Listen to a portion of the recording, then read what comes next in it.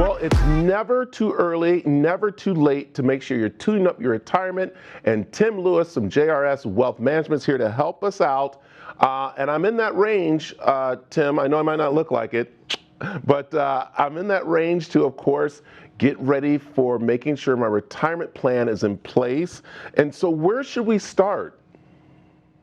Well, I think given the year we've had, for many, we have to be prepared for the possibility of an early unplanned retirement. It's a fact of life. Many workers are being forced to retire before they want to. So what's this mean? It means that workers in their 50s and 60s should start making contingency retirement plans. Now, with any luck, a vaccine-led economic recovery in 2021 will make jobs easier to find and layoffs less common, but hope is not a plan. So even if retirement seems far off, it's time to start brainstorming that break glass in case of emergency backup retirement strategy. Yeah, I think a lot of people worry about their debt as they try to prepare for retirement. Let's talk a little about that, because that scares a lot of people. Absolutely. Deal with your debt immediately if you can. The best time to pay off debt is while you're still working.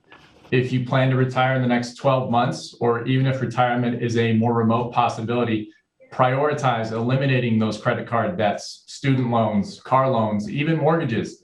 The number of folks we see in their 60s and 70s who have mortgages and credit card debt and student loans has skyrocketed.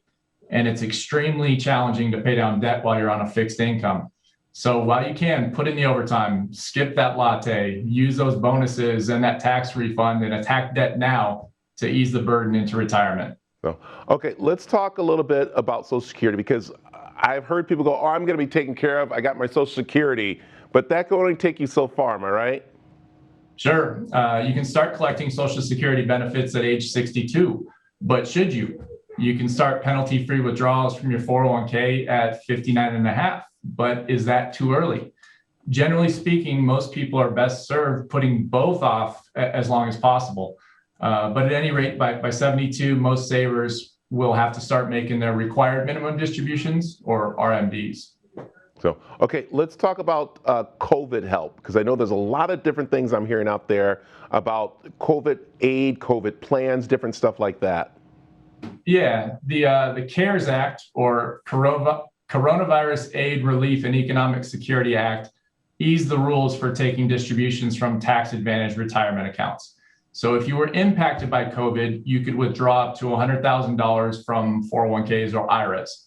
Now, CARES eased the burden. They waived the early withdrawal penalty, but you're still required to pay any applicable income taxes on those amounts, although you can stretch that out over 3 years. Okay. All right. All right.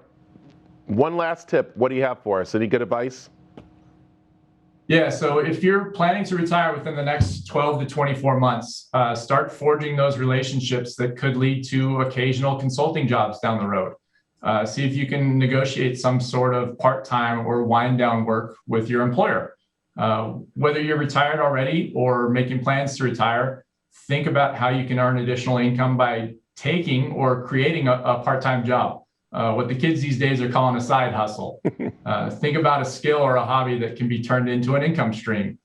Now, the gig economy, for all its flaws, does offer retirees a number of ways to earn a few extra dollars. So think about that guest house or spare bedroom. Can you turn it into an Airbnb rental? Or consider driving for a ride-sharing service like Uber or Lyft.